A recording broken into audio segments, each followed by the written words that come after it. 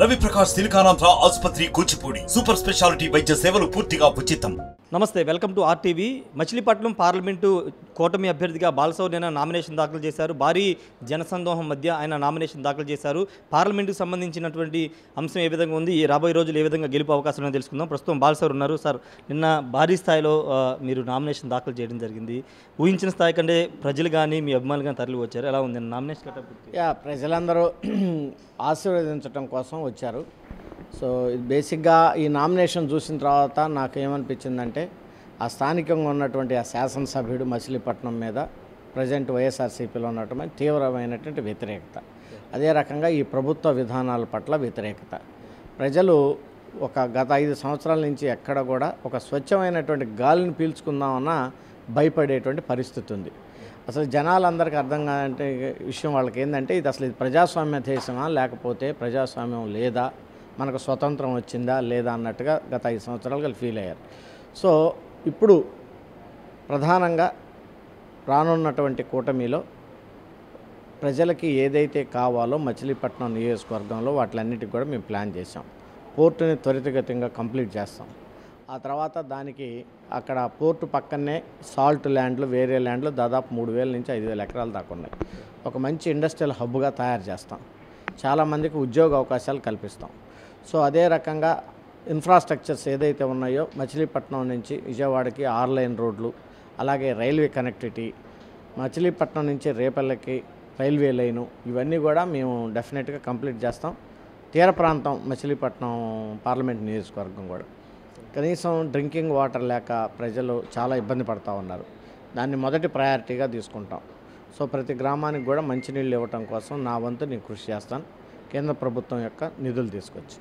అదే రకంగా చాలా చోట్ల ఎస్సీ కాలనీస్లో సీసీ రోడ్లు కానీ, డ్రైనేజ్ వ్యవస్థ కానీ మెయిన్ దాన్ని పూర్తి చేయడంతో పాటు కొన్ని కమ్యూనిటీ హాల్స్ అక్కడక్కడ ఎక్కడైతే అవసరం ఉన్నాయో వాటిని కూడా కంప్లీట్ చేస్తాం. సార్, 2019లో మీరు సింగిల్గా అంటే వైసీపీ తరఫున పోటీ చేశారు. ఇప్పుడు 3 పార్టీల మద్దతుతో పోటీ చేస్తున్నారు. బాలశౌరి కూటమికి బలమా, కూటమికి బాలశౌరి బలం అంటే ఏం చెప్తారు? రెండు నేను చేసినటువంటి కార్యక్రమాలు, నా డిసిప్లిను, నేను పార్లమెంటు సభ్యుడిగా ఏ రకంగా ఉన్నానో ప్రజలకు తెలుసు. పవన్ కళ్యాణ్ గారి యొక్క బలం, అలాగే చంద్రబాబు నాయుడు గారి యొక్క బలం, ఆ రెండు కలిపి డెఫినెట్గా నేను చేసినటువంటి మంచి పనులతోటి, వాళ్ళందరి దీవెనలతోటి, ప్రజల దీవెనలతోటి డెఫినెట్గా మేము గెలుస్తాం. సరే, అంటే మీరు పార్టీ నుంచి బయటకు వచ్చి జాయిన్ అయ్యే రోజు కూడా కామెంట్ చేశారు, దేవుడు బీకే కాదు జగన్ మాకు ఉన్న కామెంట్ చేశారు. మీ మీద వైసీపీ ప్రత్యేక ఫోకస్ పెట్టింది. ఎలా ఎదుర్కోబోతున్నారు వాళ్ళ వ్యూహాలు? పార్టీలు ఇటు పార్టీల నుంచి మా వ్యూహాలు మాకు ఉంటాయి, వాళ్ళ పార్టీలో వాళ్ళ వ్యూహాలు మాకు ఉంటాయి. సో డెఫినెట్గా ఏంటంటే, మేము ఏదైతే ప్రజలకి మంచి చేయాలో అది దాన్ని తీసుకెళ్తున్నాం. ఒక మంచి వాతావరణంలో ఈ ప్రభుత్వం నడిచింది వచ్చే 5 సంవత్సరాల పాటు. సో ఒక ప్రజాస్వామ్య పద్ధతిలో ఉంటుంది పరిపాలన అనేది, అది ప్రజలు కోరుకుంటున్నారు. సో దాని నుంచి డెఫినెట్గా ప్రజలు ఓట్లు వేస్తారు. ఇప్పుడు ప్రజలు ఏంటంటే ఈ 5 సంవత్సరాల నుంచి భయభ్రాంతులకు గురైపోయారు. ఎక్కడ కూడా అసలు ఏం చేస్తే ఏమైపోద్ది అనేటువంటిది, వాళ్ళకు ఉన్నటువంటి వాక్ స్వాతంత్ర హక్కును కూడా ఉపయోగించుకోలేనటువంటి పరిస్థితిలో ఈరోజు రాష్ట్ర ప్రజానికం ఉన్నారు. సో దాని నుంచి అందరూ బయటపడుతున్నాం అనేటువంటి సంతోషంతో ఉన్నారు.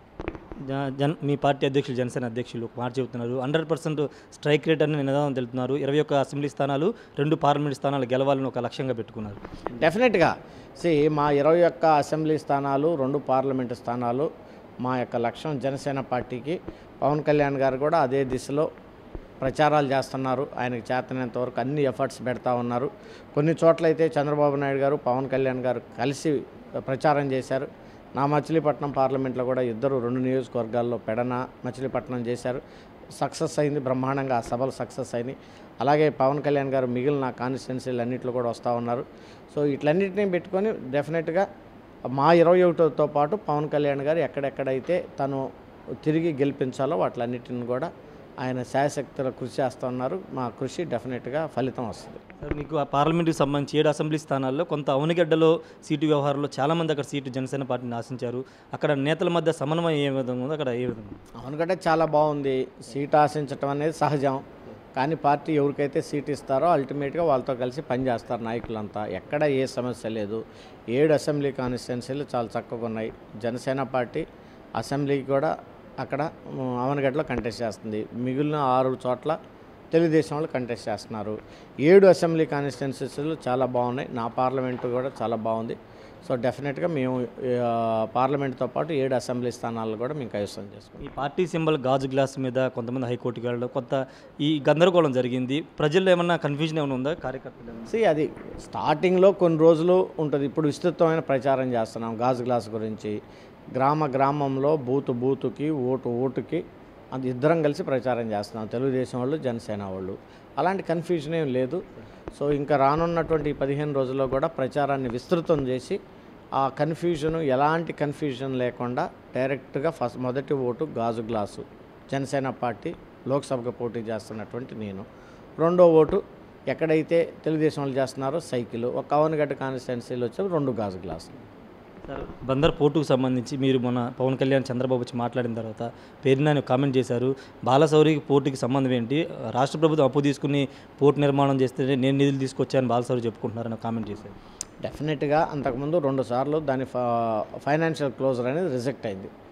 సో ఇక్కడ ముఖ్యమంత్రి గారు చెప్పడం ద్వారానే నేను కూడా కొంతమంది అధికారులను తీసుకొని ఢిల్లీ వెళ్ళి కూర్చొని వాళ్ళందరినీ సమన్వయ కమిటీ మీటింగులు పెట్టి, సో ఆ మీటింగ్ ద్వారా ఈ పోర్టు ఏ రకంగా మనకి వైబిలిటీ అవుతుంది అనేది వాళ్ళందరికీ వివరించి, సో వైబిలిటీ అయితే వాళ్ళ డబ్బులు వాళ్ళకు కూడా వస్తాయి అని చెప్పేటటువంటి వాళ్ళకి ఆ నమ్మకం కలిగి తర్వాత దాన్ని రిలీజ్ చేయడం జరిగింది.